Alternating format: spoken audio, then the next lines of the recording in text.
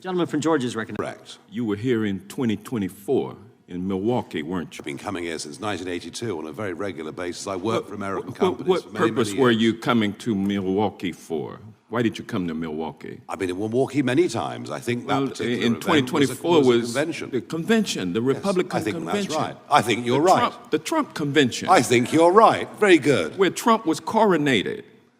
Well, he won, didn't he? I mean, yes, he had already won. Happens, we already you know? knew who had won. It's called political and it was parties. his coronation, and you attended, and you also attended Trump rallies, correct? Attended lots of Trump rallies. Make America Great Again rallies, Yes. many of them. And you Upbeat, publicly, optimistic, happy, wonderful, joyous you events. publicly yes. endorsed his... I thoroughly enjoyed them. I've even spoken of You them. endorsed him for president, and you attended his election night watch party. I did. And you consider Trump to be your mentor, correct? No. He's not your mentor? No. But he is somebody who you want the support of, and you have the support Yes, of. I do. I think he's a very, very brave man. Because you are getting ready to run for Prime is, Minister of Great Britain, correct? Oh, I've been trying for years, yeah. And as it stands right now, you head up a party. How many seats in the parliament are there? 651, if you include the speaker, that is. 650. Yes. And how many are a part? How many seats does your party hold? How many seats do the opinion polls say we're going to get next time? Is that your no. question? What you just watched wasn't a standard political hearing. It was a controlled confrontation where every question was designed to shape perception rather than extract information. On the surface, it looked like a congressman interrogating Nigel Farage about influence, money, Trump, and Musk. But underneath, it was something far more calculated, an attempt to define the entire political identity of the guest before he even had a chance to fully speak. From the very beginning, the strategy was clear. The congressman didn't start with policy, legislation, or free speech principles. He started with biography framing. How many times have you been here? Why were you in Milwaukee?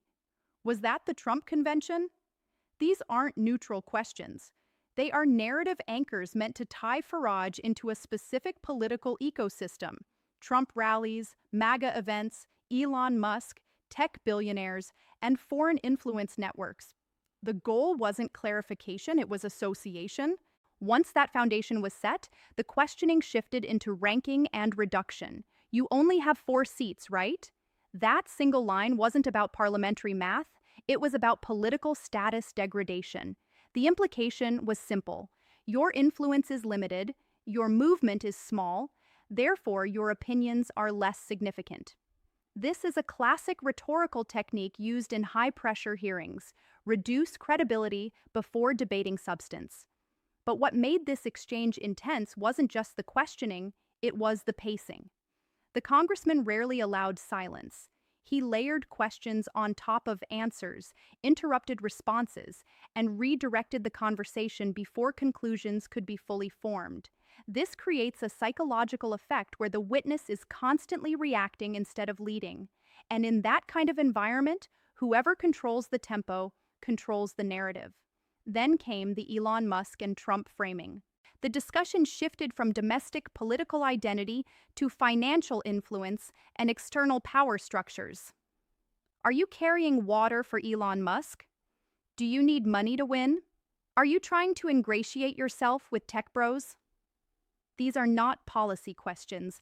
They are credibility traps. They force the subject into a defensive posture where every answer sounds either like dependence or denial. Farage's response, however, disrupted that frame. Instead of rejecting the premise emotionally, he redirected toward political reality, public disagreements, free speech concerns, and trade legislation like the Online Safety Act. This is where the hearing stopped being about personality and started touching systemic issues. And that shift is exactly what creates tension in these environments, when the conversation moves away from individuals and toward structures of power.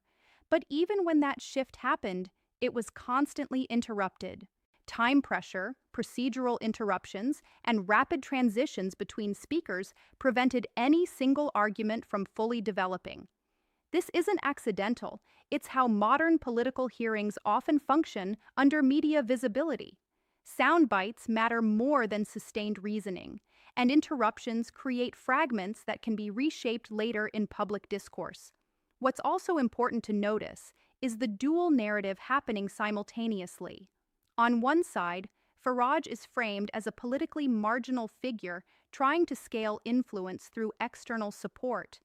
On the other side, he is presenting himself as a free speech advocate, warning about legislative overreach and trade consequences between allied nations.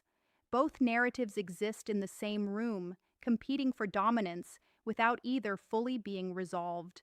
The second half of the transcript reinforces this split. When the conversation moves to free speech, censorship, and government pressure on tech companies, the tone shifts away from personality attacks and into institutional critique. The argument becomes less about individuals like Musk or Trump and more about whether governments should regulate communication platforms, influence narratives, or pressure private companies. This is where the hearing becomes more than just political theater.